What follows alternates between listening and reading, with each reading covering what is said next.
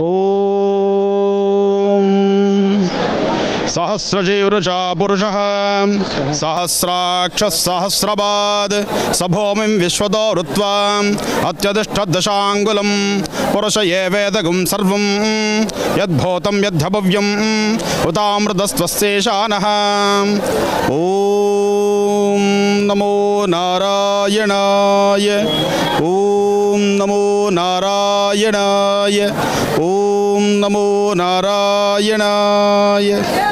ತಾವು ಈಗ ನೋಡ್ತಾ ಇರ್ತಕ್ಕಂಥ ಈ ಪರಮ ಪವಿತ್ರವಾಗಿರ್ತಕ್ಕಂಥ ಪುಣ್ಯಕ್ಷೇತ್ರ ಇದು ಗಯಾ ಕ್ಷೇತ್ರ. ಪಿತೃಗಳಿಗೆ ವಿಶೇಷವಾಗಿರ್ತಕ್ಕಂಥ ಪಿಂಡ ಪ್ರದಾನವನ್ನು ಮಾಡುವಂತಹ ಕ್ಷೇತ್ರ. ಇವತ್ತಿಗೂ ಇಲ್ಲಿ ವಿಷ್ಣುಪಾದ ಬಹಳ ವಿಶೇಷವಾಗಿರ್ತಕ್ಕಂಥದ್ದು. ಗಯಾಸುರ ಎಂಬತಕ್ಕಂಥ ರಾಕ್ಷಸನಿಂದಲೇ ನಿರ್ಮಿತವಾದಂತಹ ಈ ಒಂದು ವಿಶೇಷವಾಗಿರ್ತಕ್ಕಂತಹ ಗ್ರಾಮ ಇದು ಗಯಾಸುರ ಗ್ರಾಮ. ಜೊತೆಗೆ ಗಯಾಸುರನ ಈ ಗ್ರಾಮದಲ್ಲಿ ವಿಷ್ಣುವಿನ ಪಾದವಿದೆ. ವಿಷ್ಣುವಿನ ಪಾದ ವಿಶೇಷವಾಗಿರ್ತಕ್ಕಂಥದ್ದು. ನಮ್ಮನ್ನು ಅಗಲಿರ್ತಕ್ಕಂತಹ ಪಿತೃದೇವತೆಗಳಿಗೆ ಪಿಂಡ ಪ್ರದಾನ ಮಾಡ್ತಕ್ಕಂಥದ್ದು. ಇಲ್ಲಿ ಒಮ್ಮೆ ಪಿಂಡ ಪ್ರದಾನ ಮಾಡಿದ್ರೆ ನಮ್ಮನ್ನು ಅಗಲಿರ್ತಕ್ಕಂತಹ ಪಿತೃಗಳಿಗೆ ವಿಷ್ಣು ಲೋಕ ಸಿಗ್ತಕ್ಕಂಥದ್ದು.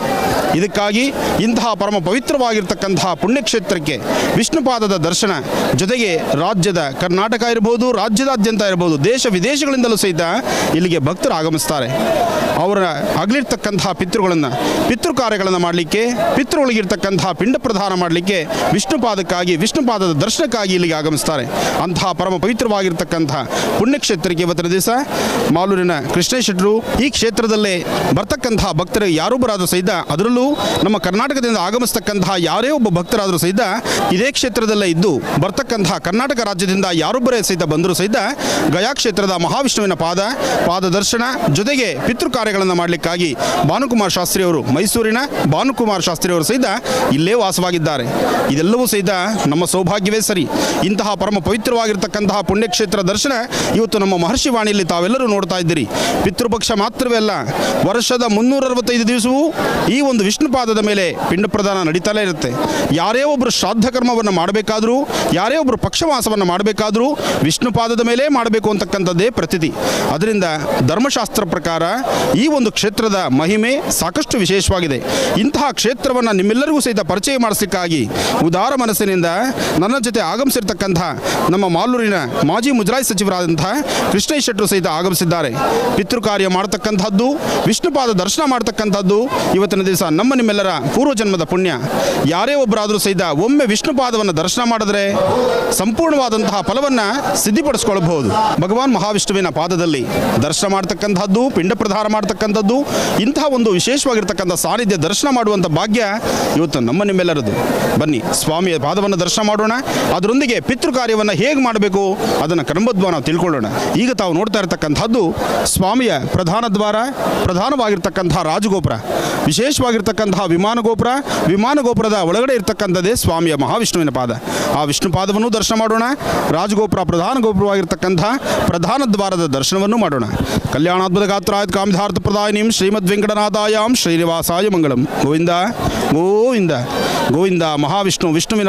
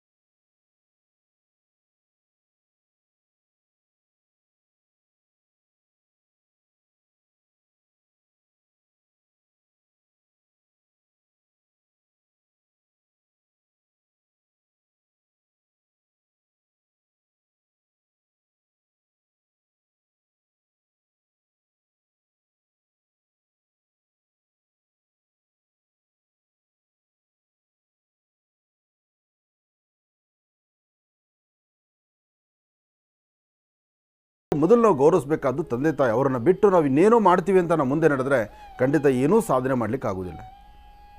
ಕಾಣದ ದೇವರನ್ನ ಹುಡುಕೊಂಡು ಹೋಗೋದಕ್ಕಿಂತ ಪ್ರತ್ಯಕ್ಷವಾಗಿ ಕಾಣುವಂತಹ ತಂದೆ ತಾಯಿಯ ಸೇವೆ ಮಾಡಿ ಅವರ ಪಾದ ಸೇವೆ ಮಾಡ್ತಕ್ಕಂತಹದ್ದು, ಅದರಲ್ಲೂ ಗತಿಸಿದ ನಂತರ, ಅರ್ಥ ಮಾಡ್ಕೊಳ್ಳಿ, ಬದುಕಿರುವಾಗ ಮಾತ್ರ ಅಲ್ಲ, ಗತಿಸಿದ ನಂತರ, ಮರಣ ಹೊಂದಿದ ನಂತರ ಈ ಪಕ್ಷ ಮಾಸದಲ್ಲಿ ನಡೆಯುವಂತಹ ವಿಶೇಷವಾದ ಅನುಷ್ಠಾನ ಇದೆಯಲ್ಲ, ಅದರಲ್ಲೂ ಶ್ರೀ ಕ್ಷೇತ್ರ ಗಯಾ ಕ್ಷೇತ್ರದಲ್ಲಿ ವಿಷ್ಣು ಪಾದದ ಮೇಲಿಡುವಂತಹ ಒಂದು ಪಿಂಡ ಪ್ರಧಾನ ಇದೆಯಲ್ಲ, ಈ ಪಕ್ಷ ಮಾಸದಲ್ಲಿ ಯಾರು ಗತಿಸಿರ್ತಕ್ಕಂತಹ ತಂದೆ ತಾಯಂದರಿಗೆ ಅಥವಾ ಅಜ್ಜಿ ತಾತನಿಗೆ ಅಥವಾ ಕುಟುಂಬದಲ್ಲಿರ್ತಕ್ಕಂಥ ಕುಟುಂಬಸ್ಥರಿಗೆ ಗತಿಸಿದ ನಂತರ ಪಕ್ಷ ಮಾಸದಲ್ಲಿ ಮಾಡುವಂತಹ ಪಿಂಡ ಪ್ರಧಾನ, ಪಕ್ಷದ ತಿಲತರ್ಪಣ, ಅದರಲ್ಲೂ ಗಯಾಶ್ರಾದ್ದ, ಗಯಾ ಎಂಬತಕ್ಕಂತಹ ಕ್ಷೇತ್ರದಲ್ಲಿ ಯಾರು ಆ ಒಂದು ಗಯಾ ಕ್ಷೇತ್ರದಲ್ಲಿ ಶ್ರಾದ್ದ ಕರ್ಮಾದಿಗಳನ್ನು ಮಾಡ್ತಾರೋ, ಆ ಗಯಾ ಕ್ಷೇತ್ರದಲ್ಲಿರ್ತಕ್ಕಂಥ ವಿಷ್ಣು ಪಾದವನ್ನು ಸ್ಪರ್ಶಿಸ್ತಾರೋ, ಗಯಾ ಕ್ಷೇತ್ರದಲ್ಲಿ ಹರಿತಿರ್ತಕ್ಕಂಥ ಆ ಜಲವನ್ನು ನೋಡಿ ಆನಂದಿಸ್ತಾರೋ, ಆ ಕ್ಷೇತ್ರದಲ್ಲಿರ್ತಕ್ಕಂಥ ಇವತ್ತಿಗೂ ಸಹಿತ ವಟವೃಕ್ಷ ಇದೆ, ಭಾಳ ವಿಶೇಷವಾಗಿರುವ ಸಾನ್ನಿಧ್ಯ ಇದೆ.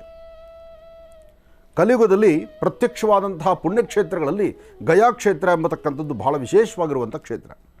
ಅಂತಹ ಗಯಾ ಕ್ಷೇತ್ರದಲ್ಲಿ ವಿಷ್ಣು ಪಾದವನ್ನು ಸ್ಪರ್ಶಿಸಿ ನಮಸ್ಕಾರ ಮಾಡಿ ಅಲ್ಲಿ ಪಿಂಡ ಪ್ರದಾನವನ್ನು ಮಾಡಿದ್ರೆ ಅವರಿಗೆ ಯಾರನ್ನು ನೀವು ಯಾರ ಹೆಸರಲ್ಲಿ ಪಿಂಡ ಪ್ರದಾನ ಮಾಡ್ತೀರೋ ಅವರಿಗೆ ಮುಕ್ತಿ ಸಿಗುತ್ತೆ. ಅಷ್ಟೇ ಅಲ್ಲ, ನಿನ್ನೆ ಸಂಚಿಕೆಯಲ್ಲಿ ಒಂದು ಮಾತು ಹೇಳಿದ್ದೆ, ನನಗೆ ಬರೀ ಹೆಣ್ಣುಮಕ್ಕಳಿದ್ದಾರೆ ಅಥವಾ ಹೆಣ್ಣುಮಕ್ಕಳೇ ಇದ್ದಾರೆ, ಅವರು ಗಂಡ ಸಂತಾನನೇ ಇಲ್ಲ. ಗಂಡ ಸಂತಾನ ಇಲ್ಲ ಅಂದರೆ ನಾಳೆ ಅವ್ರಿಗೆ ಪಿಂಡ ಪ್ರದಾನ ಮಾಡೋರು ಯಾರು?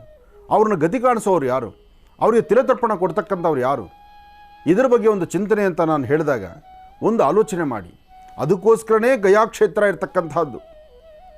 ಯಾರಿಗೆ ಬರೀ ಹೆಣ್ಣು ಸಂತಾನ ಇದೆ, ಗಯಾ ಕ್ಷೇತ್ರದಲ್ಲಿ ಹೆಣ್ಣು ಮಕ್ಕಳಿಗೂ ಅಧಿಕಾರ ಕೊಟ್ಟಿದ್ದಾರೆ. ಹೆಣ್ಣು ಮಕ್ಕಳು ಸಹಿತ ಅಲ್ಲಿ ಪಿಂಡ ಪ್ರದಾನವನ್ನು ಮಾಡಬಹುದು. ಹೆಣ್ಣು ಮಕ್ಕಳು ಸಹಿತ ಅಲ್ಲಿ ಪಿಂಡವನ್ನು ಕಲಿಸಿ ಪಿಂಡ ಪ್ರದಾನ ಮಾಡತಕ್ಕಂಥ ಪರಮ ಪವಿತ್ರವಾಗಿರ್ತಕ್ಕಂಥ ಪುಣ್ಯಕ್ಷೇತ್ರ ಅದು. ಗಯಾಸುರ ಎಂಬತಕ್ಕಂಥ ರಾಕ್ಷಸನ ವಧೆಯಾದ ನಂತರ ಆ ಗಯಾಸುರ ಎಂಬತಕ್ಕಂಥ ರಾಕ್ಷಸನ ಎದೆ ಮೇಲೆ ವಿಷ್ಣು ಪಾದವನ್ನಿಟ್ಟಂಥ ಸಾನ್ನಿಧ್ಯ ಅದು. ಅಂತಹ ಪರಮ ಪವಿತ್ರವಾಗಿರ್ತಕ್ಕಂಥ ಸಾನ್ನಿಧ್ಯ ಈ ಪಕ್ಷ ಮಾಸದಲ್ಲಿ ಒಮ್ಮೆ ದರ್ಶನ ಮಾಡಿದ್ರೆ ಜನ್ಮದಾರ್ಭ್ಯ ಇರತಕ್ಕಂಥ ಕರ್ಮಫಲ ದೂರ. ಆ ಕುಟುಂಬದಲ್ಲಿ ಯಾರೆಲ್ಲ ಮರಣ ಹೊಂದಿದ್ದಾರಲ್ಲ ಅವರೆಲ್ಲರಿಗೂ ಸಹಿತ ಸದ್ಗತಿ ಸಿಗಬೇಕಾದರೆ ಒಮ್ಮೆ ಗಯಾ ಕ್ಷೇತ್ರಕ್ಕೆ ಹೋಗಬೇಕು. ಗಯಲ್ಲಿ ಪಾದಗಳ ದರ್ಶನ ಮಾಡಬೇಕು. ಆ ವಿಷ್ಣು ಪಾದವನ್ನು ದರ್ಶನ ಮಾಡಿ ವಿಷ್ಣು ಪಾದದ ಮೇಲೆ ನೀವು ಪಿಂಡ ಪ್ರದಾನವನ್ನು ಮಾಡಿ, ಅಂದರೆ ಆ ಪ್ರಾಂತ್ಯದಲ್ಲಿ ಎಲ್ಲೇ ಪಿಂಡ ಪ್ರದಾನ ಮಾಡಿದ್ರೂ ಆ ಪಿಂಡವನ್ನು ತೆಗೆದುಕೊಂಡು ಹೋಗಿ ವಿಷ್ಣು ಪಾದದ ಮೇಲೆ ಹಾಕಬೇಕು. ಇದು ಒಂದೆರಡು ವರ್ಗಗಳಲ್ಲಿ ಇವತ್ತಿಗೂ ಸಹಿತ ಶ್ರಾದ್ದ ಕರ್ಮಾದಿಗಳನ್ನು ಮಾಡಿದ್ರೆ ವಿಷ್ಣು ಪಾದದ ಮೇಲೆ ಪಿಂಡವನ್ನು ಬಿಡ್ತಕ್ಕಂಥದ್ದು ಇವತ್ತಿಗೂ ಕ್ರಮ ಇದೆ. ಅಂತಹ ಪರಮ ಪವಿತ್ರವಾಗಿರ್ತಕ್ಕಂಥ ಗಯಾ ಕ್ಷೇತ್ರ ಇವತ್ತು ಅಂದರೆ ಈ ಪಕ್ಷ ಮಾಸದಲ್ಲಿ ಪ್ರತಿನಿತ್ಯವೂ ಸಹಿತ ಸಾಕಷ್ಟು ಜನಸಾಗರ ಸೇರುತ್ತೆ. ಜೊತೆಗೆ ಇನ್ನೊಂದು ವಿಶೇಷತೆ ಇದೆ, ಮನುಷ್ಯ ಬದುಕಿರುವಾಗ ನಾಳೆ ಆತನಿಗೆ ಜನಿಸಿರ್ತಕ್ಕಂಥ ಸಂತಾನ ಮಕ್ಕಳು ಅವರು ನಾಳೆ ಪಿಂಡ ಪ್ರದಾನ ಮಾಡ್ತಾರೋ ಇಲ್ವೋ, ಅಂತ್ಯಕಾರ್ಯಗಳು ಮಾಡ್ತಾರೋ ಇಲ್ವೋ, ಅಥವಾ ಅವರು ನನಗೆ ನನ್ನ ಮುಂದಿನ ಜೀವನಕ್ಕೆ ಅಂದರೆ ನಾನು ಮುಂದಿನ ಪಯಣಕ್ಕೆ ದಾರಿ ಮಾಡಿಕೊಡ್ಲಿಕ್ಕೆ ಪ್ರತಿಯೊಬ್ಬ ಮಕ್ಕಳು ಸಹಿತ ಇದನ್ನು ತಂದೆ ತಾಯಿ ನಡೆಸಬೇಕು. ಆದರೆ ತಂದೆ ತಾಯಿ ಇತ್ತೀಚಿನ ದಿನದ ಮಕ್ಕಳು ಸಂಸ್ಕಾರ ಸಂಸ್ಕೃತಿ ಇಲ್ಲದಂಥ ರೀತಿ ನಡೆಯುವಾಗ ಅವರು ಹಾಕುವಂಥ ಹೆಜ್ಜೆಯಲ್ಲಿ ಏನು ವ್ಯತ್ಯಾಸ ಆಗುತ್ತೋ ಎಂಬತಕ್ಕಂಥ ಆತಂಕದಲ್ಲಿರೋರಿಗೆ ಅದೇ ಕ್ಷೇತ್ರದಲ್ಲಿ ಅವರ ಹೆಸರಲ್ಲೂ ಸಹಿತ ಪಿಂಡ ಪ್ರದಾನ ಆಗೋಗ್ಬಿಡುತ್ತೆ. ಗಯಾ ಕ್ಷೇತ್ರದಲ್ಲಿ ಅವರ ಹೆಸರ ಮೇಲೆ ಬದುಕಿರುವಾಗೇ ಅವರ ಮುಂದಿನ ತೊಂದರೆ ಆಗಬಾರ್ದು ಅಂತೇಳಿ ವಿಷ್ಣು ಪಾದದಲ್ಲಿ ಪಿಂಡ ಬಿಡುವಂಥ ಕ್ರಮ ಅಲ್ಲಿ ಪೌರೋಹಿತರು ಹೇಳ್ತಾರೆ. ಯಾವುದಕ್ಕೋಸ್ಕರ ಅಂದರೆ ಆ ಸಾನ್ನಿಧ್ಯ ಹಾಗೆ. ಒಮ್ಮೆ ಗಯಾ ಕ್ಷೇತ್ರಕ್ಕೆ ನಿಮ್ಮ ಪಾದವನ್ನಲ್ಲಿಟ್ಟು ಗಯಾ ಕ್ಷೇತ್ರದಲ್ಲಿ ನೀವು ಓಡಾಡಿಕೊಂಡು ಬಂದರೆ ಅದಕ್ಕಿಂತ ಪುಣ್ಯದ ಫಲ ಮತ್ತೊಂದು ಇಲ್ಲವೇ ಇಲ್ಲ. ಈ ಸೃಷ್ಟಿನಲ್ಲಿ ಸಾಕಷ್ಟು ವಿಷ್ಣು ಕ್ಷೇತ್ರಗಳಿದೆ, ಸಾಕಷ್ಟು ಶಿವಕ್ಷೇತ್ರಗಳಿದೆ, ಸಾಕಷ್ಟು ಬ್ರಹ್ಮನ ಕ್ಷೇತ್ರ ಇದೆ. ಸಾಕಷ್ಟು ಅಂದರೆ ಒಂದೆರಡು ಕ್ಷೇತ್ರ ಮಾತ್ರ, ಬ್ರಹ್ಮನಿಗೆ ದೇವಸ್ಥಾನವೇ ಇಲ್ಲ. ಅಂಥದ್ರಲ್ಲೂ ಬ್ರಹ್ಮನ ಸರೋವರ ಇದೆ, ಬ್ರಹ್ಮ ದೇವಸ್ಥಾನ ಇದೆ. ಆದರೆ ಹರಿಹರ ಬ್ರಹ್ಮಾದಿಗಳನ್ನೆಲ್ಲವನ್ನೂ ನೋಡಿದ್ರು ಸಹಿತ ವಿಷ್ಣು ಪಾದಕ್ಕೆ ಸಮಾನವಾಗಿರ್ತಕ್ಕಂಥದ್ದು ಮತ್ತೊಂದಿಲ್ಲ. ಯಾಕೆಂದರೆ ಆ ವಿಷ್ಣು ಪಾದಕ್ಕೆ ಅಂಥ ಒಂದು ಶಕ್ತಿ ಇದೆ. ಆ ಶಕ್ತಿ ಸಾನ್ನಿಧ್ಯವು ಏನು, ಜೊತೆಗೆ ಆ ಸಾನ್ನಿಧ್ಯದಲ್ಲಿ ನಿಮ್ಮ ಪಿಂಡ ಪ್ರದಾನ ಮಾಡತಕ್ಕಂಥ ಕ್ರಮ, ಜೊತೆಗೆ ಆ ಸಾನ್ನಿಧ್ಯವನ್ನು ದರ್ಶನ ಮಾಡ್ತಕ್ಕಂಥದ್ದು, ಅಲ್ಲಿ ಹರಿತಕ್ಕಂಥ ಸರಿಯೂ ನದಿ ಇರತಕ್ಕಂಥದ್ದು, ಹಾಗೆ ಒಂದೊಂದು ಸಹಿತ ಸರಸ್ವತಿ ಅಲ್ಲಿ ಗುಪ್ತಗಾಮಿನಿಯಾಗಿ ಹರಿತಕ್ಕಂಥದ್ದು. ಜೊತೆಗೆ ಅಲ್ಲಿ ಮತ್ತೊಂದು ವಿಶೇಷ ಇದೆ, ಇಂದಿಗೂ ಸಾಕ್ಷಿಭೂತಿಯಾಗಿ ಅಂದು ದಶರಥ ಮಹಾರಾಜರ ಪುತ್ರನಾದಂಥ ಶ್ರೀರಾಮಚಂದ್ರ ಸಹಿತ ತನ್ನ ತಂದೆಗೆ ಶ್ರಾದ್ದ ಕರ್ಮಾದಿಗಳನ್ನು ಮಾಡಿದಂಥ ಸಾನ್ನಿಧ್ಯ, ಸರಿಯಾದ ಸಮಯಕ್ಕೆ ಶ್ರಾದ್ದ ಕರ್ಮ ಮಾಡದಿರಲಿಕ್ಕೆ ಹೋಗಿ ಶ್ರೀರಾಮಚಂದ್ರ ಕಾಡಿಗೆ ಹೋಗಿ ಬೇಕಾಗಿರ್ತಕ್ಕಂಥ ಖಾದ್ಯಗಳ ಪದಾರ್ಥಗಳನ್ನು ತರೋದು ತಡ ಆಗಿದ್ದರಿಂದ ಸೀತೆನೇ ಅಲ್ಲಿ ಶ್ರಾದ್ದ ಕರ್ಮಾದಿಗಳನ್ನು ಮಾಡಿದ್ಲು. ಅದಕ್ಕೋಸ್ಕರ ಅಲ್ಲಿ ಹೆಣ್ಣುಮಕ್ಕಳು ಸಹಿತ ಶ್ರಾದ್ದ ಕರ್ಮಾದಿಗಳನ್ನು ಮಾಡ್ಬೋದು. ನೋಡಿದರೆ ಕ್ರಮ ಹೇಗಿದೆ. ಒಂದು ಹೆಣ್ಣಿಗೆ ಅಧಿಕಾರ ಎಂಬತಕ್ಕಂಥದ್ದು. ಹೆಣ್ಣು ಇವತ್ತು ಯಾವುದರಲ್ಲಿಲ್ಲ, ಎಲ್ಲದರಲ್ಲೂ ಸರಿ ಸಮಾನಳಿದ್ದಾಳೆ. ಎಲ್ಲದರಲ್ಲೂ ಸರಿ ಸಮಾನವಾಗಿರ್ತಕ್ಕಂತಹ ಹೆಣ್ಣು ಶ್ರಾದ್ದ ಕರ್ಮಾದಿಗಳನ್ನು ಸಹಿತ ಮಾಡಬಹುದು. ಅದು ಗಯಾಕ್ಷೇತ್ರದಲ್ಲಿ. ಆ ಗಯಾಕ್ಷೇತ್ರದನ್ನು ದರ್ಶನ ಮಾಡ್ತಾ ಹೆಣ್ಣಾಗಲಿ ಗಂಡಾಗಲಿ ಅಲ್ಲಿ ಗಂಡ ಹೆಂಡತಿರಿಬ್ಬರೂ ಕೂತು ಶ್ರಾದ್ದ ಕರ್ಮಾದಿಗಳನ್ನು ಮಾಡುವಾಗ ಪಿಂಡವನ್ನು ಕಟ್ಟುವಂತಹದ್ದು ನೋಡಿ. ಬೇರೆ ಸಮಯಗಳಲ್ಲಿ ಪಿಂಡವನ್ನು ಕಟ್ಟಬೇಕಾದ್ರೆ ಒಂದು ಮುಷ್ಟಿಯನ್ನು ತಗೊಂಡು ಅಥವಾ ಬಲಗೈ ಎಡಗೈ ಸಹಾಯದಿಂದ ಕಟ್ಟುವಂಥದ್ದಿರುತ್ತೆ. ಆದರೆ ಈ ಸಹಾಯಕ್ಕೆ ಸಹಧರ್ಮಿಣಿ ತನ್ನ ಧರ್ಮಪತ್ನಿ ಆಕೆ ಸಹಿತ ಈ ಪಿಂಡ ಕಟ್ಟುವಾಗ ಅದಕ್ಕೆ ಸಹಾಯವನ್ನು ಮಾಡ್ಬೋದು. ಆದರೆ ಬೇರೆ ಕ್ಷೇತ್ರಗಳಲ್ಲಾಗಲಿ ಬೇರೆ ಸಮಯದಲ್ಲಾಗಲಿ ನಿಮ್ಮ ಮನೆಗಳಲ್ಲಿ ಮಾಡುವಾಗಲಿ ಇದು ಸಲ್ಲದು, ಇದು ಮಾಡಬಾರ್ದು. ಇದು ಮಾಡೋದು ಗಯಾಕ್ಷೇತ್ರದಲ್ಲಿ ಮಾತ್ರ. ಇಂತಹ ಒಂದು ಧರ್ಮ ಸೂಕ್ಷ್ಮತೆಗಳನ್ನು, ವಿಶೇಷವಾಗಿರ್ತಕ್ಕಂಥ ಒಂದಷ್ಟು ರಹಸ್ಯಗಳನ್ನು ಈ ನಮ್ಮ ಮಹರ್ಷಿವಾಣಿ ಕಾರ್ಯಕ್ರಮದಲ್ಲಿ ಆಗಿಂದಾಗಲೇ ನಾವು ತಿಳಿಸ್ತಾನೇ ಬಂದಿದ್ದೇವೆ. ಹಿಂದೆ ಒಮ್ಮೆ ಗಯಾಕ್ಷೇತ್ರಕ್ಕೆ ಬಂದು ಅಲ್ಲಿರ್ತಕ್ಕಂಥ ಪರಿಸರವನ್ನು ಕಂಡು ಆ ಪರಿಸರದಲ್ಲಿರ್ತಕ್ಕಂಥ ಸತ್ಯಾಸತ್ಯತೆಗಳನ್ನು ನಿಮ್ಮ ಮುಂದೆ ಇಡುವಂಥ ಪ್ರಯತ್ನ ಅಂದೇ ಮಾಡಿದ್ದೇವೆ ನಾವು. ಆದರೆ ಪುಣ್ಯಕ್ಷೇತ್ರ ಕಲಿಯುಗದಲ್ಲಿ ಪ್ರತಿಯೊಬ್ಬರೂ ತಾಯಿ ಗರ್ಭದಿಂದಲೇ ಹೊರಬರ್ತಕ್ಕಂಥದ್ದು. ಬಂದಾದ ನಂತರ ನಮ್ಮ ಕಾಯಕವನ್ನು ನಾವು ಮುಂದುವರಿಸ್ಕೊಂಡು ಹೋಗ್ತೀವಿ. ಕಾಯಕ ಆದಮೇಲೆ ನಮ್ಮದು ಅಂತ ಒಂದು ಜವಾಬ್ದಾರಿ ಬರುತ್ತೆ. ಯಾವಾಗ ಬರುತ್ತೆ ಜವಾಬ್ದಾರಿ, ಯಾವಾಗ ಸಿಗುತ್ತೆ ಅಧಿಕಾರ? ಮನೇಲಿರ್ತಕ್ಕಂಥ ಹಿರಿಯರು ಗತಿಸಿದ ನಂತರ ಅಧಿಕಾರ ನಿಮ್ಮದಾಗತ್ತೆ. ಆ ಅಧಿಕಾರ ಬಂದಾಗ ನೀವು ಹೇಗೆ ನಡ್ಕೋಬೇಕು ಎಂಬತಕ್ಕಂಥದ್ದನ್ನು ಇಂತಹ ಪರಮ ಪವಿತ್ರವಾಗಿರ್ತಕ್ಕಂಥ ಪುಣ್ಯಕ್ಷೇತ್ರ ದರ್ಶನ ಮಾಡಿದಾಗ, ಆ ವಿಶೇಷವಾಗಿರ್ತಕ್ಕಂಥ ಸಾನ್ನಿಧ್ಯದಲ್ಲಿರ್ತಕ್ಕಂಥ ವಿಷ್ಣುಪಾದವನ್ನು ಮುಟ್ಟಿ ನಮಸ್ಕಾರ ಮಾಡಿಕೊಂಡಾಗ ನಿಮ್ಮ ಜೀವನ ಪಾವನ ಆಗುತ್ತೆ. ಅಂತಹ ಪರಮ ಪವಿತ್ರವಾಗಿರ್ತಕ್ಕಂಥ ಗಯಾಕ್ಷೇತ್ರ ವಿಷ್ಣುಪಾದದ ಸಂಪೂರ್ಣ ಅನುಗ್ರಹ ನಾಡಿನ ದೇಶದ ಸಮಸ್ತರ ಮೇಲಿರಲಿ. ಹಿರಿಯರಿಗಾಗಿ, ಪಿತೃದೇವತೆಗಳಿಗಾಗಿ, ಪಿತೃ ಕಾರ್ಯಗಳ ಬಗ್ಗೆ ಅದರ ಬಗ್ಗೆನೇ ಮಾಹಿತಿ ಕೊಡಬೇಕು, ಅದರ ಬಗ್ಗೆನೇ ವಿಚಾರ ಮುಟ್ಟಿಸ್ಬೇಕು. ಯಾಕೆಂದರೆ ಈ ಪಿತೃ ಕಾರ್ಯ, ಪಿತೃ ಅನುಷ್ಠಾನ, ಪಿತೃವಿನ ಮಾರ್ಗದರ್ಶನ, ಪಿತೃವಿನ ಅನುಗ್ರಹದಿಂದ ಮಾತ್ರ ಸಾಧ್ಯ ಇಡೀ ನಿಮ್ಮ ಕುಟುಂಬ ಸುಭಿಕ್ಷವಾಗಿರಲಿಕ್ಕೋಸ್ಕರ. ಒಂದಷ್ಟು ಜನಕ್ಕೆ ಹೇಳ್ತಾರೆ ಪಿತೃದೋಷ ಇದೆ ಅಂತ. ಒಂದಷ್ಟು ಜನಕ್ಕೆ ಹೇಳ್ತಾರೆ ನಿನ್ನ ಜಾತಕದಲ್ಲಿ ಹಾಕುವ ಪ್ರತಿ ಹೆಜ್ಜೆಯಲ್ಲೂ ಸಹಿತ ಲೋಪ ಬರ್ತಾ ಇದೆ, ಇದಕ್ಕೆ ಪಿತೃಗಳ ಅನುಗ್ರಹ ಬೇಕಾಗಿದೆ. ಹೋಗಿ ಒಂದು ವಿಶೇಷವಾಗಿರ್ತಕ್ಕಂಥ ರೀತಿ ಎಲ್ಲಾದರೂ ಒಂದು ಪುಣ್ಯಕ್ಷೇತ್ರಗಳಲ್ಲಿ ಪಿತೃಗಳು ಶಾಂತರಾಗಲಿಕ್ಕೆ ಒಂದು ಅನುಷ್ಠಾನ ಮಾಡಿಕೊಂಡು ಬನ್ನಿ ಅಂತ. ಅದಕ್ಕಾಗಿ ವಿಶೇಷವಾಗಿರ್ತಕ್ಕಂಥ ಕ್ಷೇತ್ರಗಳು ಒಂದಷ್ಟಿದೆ. ಆದರೆ ಅದನ್ನು ಮೀರಿ ಒಂದಷ್ಟು ಅನುಷ್ಠಾನ ಮಾಡಬಹುದು. ಅದು ಮೀರಿ ಮಾಡುವಂಥದ್ದು ದಾನ ಧರ್ಮಾದಿಗಳು ಮಾಡಲಿಕ್ಕೆ ಈ ಪಕ್ಷ ಮಾಸ ಬಹಳ ವಿಶೇಷವಾಗಿರ್ತಕ್ಕಂಥದ್ದು. ಅದಕ್ಕಾಗಿ ಈ ಪಿತೃಪಕ್ಷ ಎಂಬತಕ್ಕಂಥದ್ದು 15 ದಿವಸದ ಮಹಾಲಯ ಪಿತೃಪಕ್ಷ. ಎಲ್ಲ ಪಿತೃದೇವತೆಗಳು ಯಾರೆಲ್ಲ ಮರಣ ಹೊಂದಿದ್ದಾರೆ ಅವರೆಲ್ಲರೂ ಸಹಿತ ಮೇಲಿನ ಲೋಕದಿಂದ ಎಲ್ಲರನ್ನೂ ವಾಪಸ್ ಕಳಿಸ್ತಾರೆ. ಹೋಗಿ ನಿಮ್ಮ ಕುಟುಂಬದವರು ಊಟ ಕೊಡ್ತಾರೆ, ನಿಮ್ಮ ಕುಟುಂಬದವರು ಊಟ ನೀರನ್ನು ಕೊಡ್ತಾರೆ, ಲಕ್ಷಣ ಹೊಟ್ಟೆ ತುಂಬ ಊಟ ಮಾಡಿಕೊಂಡು ಬನ್ನಿ ಅಂತ. ವರ್ಷಕ್ಕೊಂದಾವರ್ತಿ ಪ್ರತಿ ವರ್ಷ 15 ದಿನಗಳ ಕಾಲ 15 ದಿನ ಮೇಲ್ಲೋಕದಿಂದ ಅಂದರೆ ವೈಕುಂಠದಿಂದ ಅಥವಾ ಎಲ್ಲೆಲ್ಲಿ ಯಾರ್ಯಾರು ಅವರ ಆತ್ಮಗಳಲ್ಲಿ ನಿಂತಿದೆಯೋ ಆಯಾ ಆತ್ಮಗಳನ್ನು ಪುನಃ ನಿಮ್ಮ ವಾಸ್ತುಗಳೊಳಗೆ ಕಳಿಸ್ಕೊಡ್ತಾರೆ.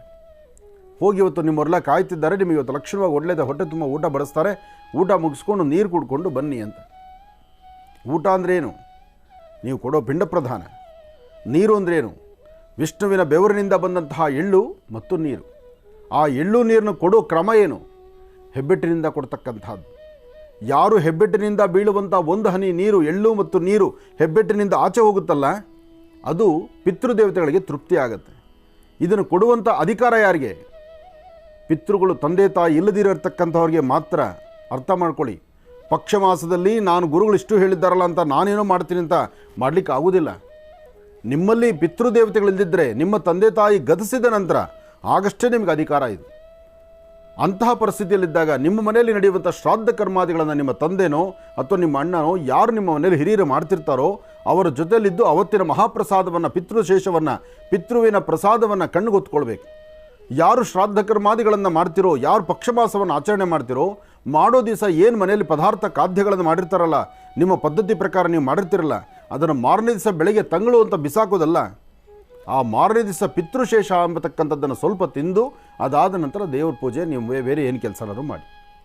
ಅಂದರೆ ಆ ಪಿತೃವಿನ ಪ್ರಸಾದ.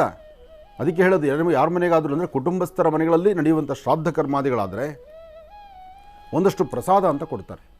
ಆ ಪ್ರಸಾದವನ್ನು ಬೇರೆಯವರಿಗೆ ಅವತ್ತಿಗಷ್ಟೇ ಸೀಮಿತ ಅದು.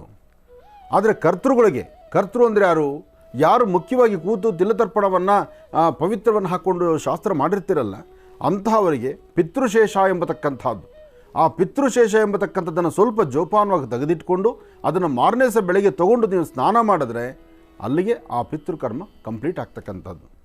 ಹಿಂದೆಲ್ಲ ಶ್ರಾದ್ದ ಕರ್ಮಾದಿಗಳು ಅಂದರೆ 4 ದಿವಸ 5 ದಿವಸ ನಡೀತಿತ್ತು. ಅದಾದಮೇಲೆ 3 ದಿವಸಕ್ಕೆ ಬಂತು, ಅದಾದಮೇಲೆ 2 ದಿವಸಕ್ಕೆ ಬಂತು. ಈಗೇನಪ್ಪ ಅಂದರೆ ನಾಳೆ ಶ್ರಾದ್ದ ಕರ್ಮ ಅಂದರೆ ಇವತ್ತು ಬೆಳಗ್ಗೆ ಉಪವಾಸ, ಮಧ್ಯಾಹ್ನ ಒಂದು ಹರಿವಾಸ ಅಂತೇಳಿ ಮಧ್ಯಾಹ್ನ ಒಂದು ಊಟ, ರಾತ್ರಿ ಉಪವಾಸ, ಮಾರನೇ ಸಹ ಮಧ್ಯಾಹ್ನ ಈ ಕರ್ಮಗಳೆಲ್ಲ ಮುಗಿದ ಮೇಲೆ ಆಗ ಊಟ, ತಿರುಗಿ ರಾತ್ರಿ ಊಟ ಇಲ್ಲ, ಮಾರನೇ ಸಹ ಬೆಳಗ್ಗೆ ತಲೆಗೆ ಸ್ನಾನ, ಪಿತೃಶೇಷ ಪ್ರಸಾದ, ಅದಾದ ನಂತರ ಮಧ್ಯಾಹ್ನ ಊಟ. ಅಪ್ಪ ಮಾಡಿಟ್ಟಿರೋ ಆಸ್ತಿ, ತಾತನ ಆಸ್ತಿ ಅಥವಾ ಇನ್ಯಾವುದೋ ಒಂದು ವಿಚಾರ, ಎಲ್ಲ ವಿಚಾರದಲ್ಲೂ ಸಹಿತ ನೀವು ಶತ್ರುಗಳಾಗ್ಬಿಡಿ. ಬಹುಶಃ ಅದು ನಿಮ್ಮ ಹಣೆ ಬರ ಇರುತ್ತೆ, ಶತ್ರುಗಳಾಗ್ಬೋದು. ಆದರೆ ತಂದೆ ತಾಯಿ ಗತಿಸಿದ ನಂತರ, ಮರಣ ಹೊಂದಿದ ನಂತರ ಆ ಕ್ಷಣಕ್ಕಾದರೂ ನೀವು ಒಂದಾಗಲೇಬೇಕು. ಆ ಕ್ಷಣಕ್ಕೆ ಒಂದಾಗಿ ಇಬ್ಬರೂ ಮಾಡುವಂತಹ ಕರ್ತವ್ಯವನ್ನು, ದೊಡ್ಡವರಾಗಲಿ ಚಿಕ್ಕವರಾಗಲಿ ಮೂರನೇವರಾಗಲಿ, ಆ ಕರ್ತವ್ಯವನ್ನು ಮಾಡಿದ್ರೆ ನಾಳೆ ದಿವಸ ನಿಮ್ಮ ಬದುಕು ಚೆನ್ನಾಗಿರುತ್ತೆ. ಅಲ್ಲೇನಾದರೂ ನೀವು ಶತ್ರುತ್ವನೇ ನೀವು ಮುಂದುವರಿಸ್ಕೊಂಡು ಹೋದರೆ, ನಾನು ಯಾಕೆ ನಮ್ಮ ಅಣ್ಣನಿಂದ ಕೂತ್ಕೋಬೇಕು, ನಾನು ಯಾಕೆ ನನ್ನ ತಮ್ಮನಿಂದ ಕೂತ್ಕೊಳ್ಬೇಕು ಎಂಬತಕ್ಕಂಥ ಮೂರ್ಖತನದ ಪರಮಾವಧಿ ನಡೆಸಿದ್ರೆ ಅದರ ಮುಂದಿನ ಪನಿಷ್ಮೆಂಟ್ ಇದೆಯಲ್ಲ, ಅದು ಹೇಳ್ತಿರೋದು.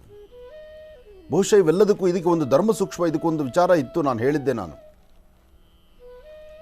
ಇದು ಸತ್ಯ ಘಟನೆ, ನಡೆದಿರ್ತಕ್ಕಂಥ ಘಟನೆ. ಹಂಪೆ ಹತ್ರ ಹೀಗೆ ಒಂದು ಶ್ರಾದ್ದ ಕರ್ಮವನ್ನು ನಡೆಸಬೇಕಾದ್ರೆ ಒಂದು ಕುಟುಂಬದ ಅಣ್ಣ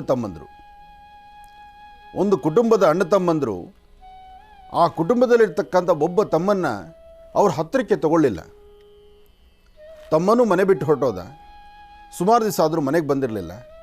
ಅವನು ಕೊಡಬೇಕಾದ್ದು, ಅವನು ನೋಡ್ಕೋಬೇಕಾದ್ದು, ಅವನ ರೀತಿ ನೀತಿಗಳು ಆ ಕೊರಗಲ್ಲೇ ತಂದೆ ಸಾಯುವ ಕಡೆ ಕಾಲ ಬಂದ್ಬಿಡ್ತು. ತಂದೆ ಸತ್ರು ಆ ಕಡೆ ಮಗ ಬರಲಿಲ್ಲ. ಆದರೆ ಇನ್ನು ಉಳಿದಂತಹ ಈ ಅಣ್ಣ ತಮ್ಮಂದಿರಿದ್ದರಲ್ಲ, ಅಲ್ಲಿ ಒಂದು 3 ಜನ 4 ಜನ ಮಕ್ಕಳು, 4ರಲ್ಲಿ ಒಬ್ಬ ಬಂದಿಲ್ಲ. ಆ ಕಡೆ ಮಗ ಮನೆ ಬಿಟ್ಟು ಹೋದವನು ಬರಲಿಲ್ಲ. ಆದರೆ ಜನ್ಮ ಕೊಟ್ಟಂಥ ಜೀವ ಇದೆಯಲ್ಲ, ಅದು ಪದರುಗುಡ್ತಾ ಇರುತ್ತೆ. ಶ್ರಾದ್ದ ಕರ್ಮಾದಿಗಳು ಶುರುವಾಯಿತು. ಅಲ್ಲೇ ಪಕ್ಕದಲ್ಲಿದ್ದಂಥ ನದಿಯಲ್ಲಿ ಮುಳುಗಿ ಎದ್ದೇಳಬೇಕು, ಒದ್ದೆ ಬಟ್ಟೆಯಲ್ಲಿ ಸ್ನಾನ, ಅದರ ಕರ್ಮಗಳೇನಿದೆಯೋ ಅದರ ಕ್ರಮ, ಅವರ ಪದ್ಧತಿ ಏನಿದೆಯೋ ಅದು ನಡೀತಾ ಇದೆ. ಎಲ್ಲ ಆದ ನಂತರ ದೊಡ್ಡಣ್ಣ ಪಿಂಡವನ್ನು ತಯಾರು ಮಾಡ್ತಾನೆ. ಅದಕ್ಕೆ ಸಹಾಯ ಮಾಡಲಿಕ್ಕೆ ಉಳಿದಿರ್ತಕ್ಕಂಥ ತಮ್ಮಂದರು ಸಹಾಯ ಮಾಡ್ತಾರೆ. ಆ ಪಿಂಡವನ್ನಿಟ್ಟು ಅದಕ್ಕೆ ಒಂದು ಕಾಗೆಗೆ ಪ್ರತ್ಯೇಕವಾದಂಥ ಒಂದು ಪಿಂಡ ಇರುತ್ತೆ. ಇಟ್ಟಂಥ ಈ 3 ಪಿಂಡಗಳು ತಂದೆ, ತಾತ, ಮುತ್ತಾತ, ಆ 3 ತಲೆಮಾರಿಗೆ ಇಡುವಂತಹ ಪಿಂಡ, 3 ಇಡುವಂಥದ್ದು. ಆ 3 ಪಿಂಡಗಳು ಮಾತಾಡೋದಿಲ್ಲ. ಆ 3 ಪಿಂಡಗಳು ಯಾರಿಗಿಟ್ಟಿದ್ದೀರೋ ಅವರಿಗೆ ಒಂದು ಭೂಮಿಯಲ್ಲಿಡಬೇಕು, ಇಲ್ಲ ಜಲಕ್ಕೆ ಬಿಡಬೇಕು, ಇಲ್ಲ ಗೋಗ್ರಾಸವಾಗಿ ಕೊಡಬೇಕು, ಹಸುಗೆ ಕೊಡಬೇಕು. ಹಸುಗೆ ಇಲ್ಲ ಭೂಮಿ ಒಳಗಡೆ, ಇಲ್ಲ ನದಿಗೆ, ಅಂದರೆ ಜಲಚರಗಳಿಗೆ. ಇದು ಕ್ರಮ ಇರತಕ್ಕಂಥದ್ದು. ಇದನ್ನು ದಾಟಿ ಇನ್ನೊಂದಿದೆ.